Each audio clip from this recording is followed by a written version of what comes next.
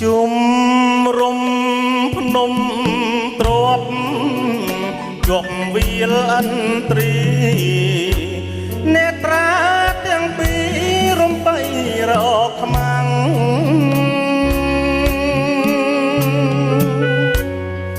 បាសៀមឆ្លៀនទៀនខ្ញុំត្រូវតែច្បាំងប្រយុទ្ធប្រឆាំងដណ្ដើមយកជ័យភ្នំព្រះវិហារជាទីសក្ការៈ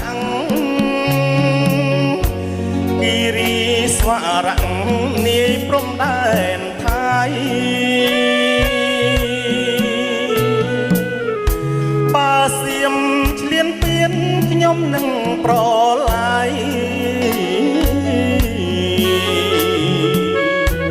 ទោះខ្ញុំសិនខ្សៃឈ្មោះជាវរៈជន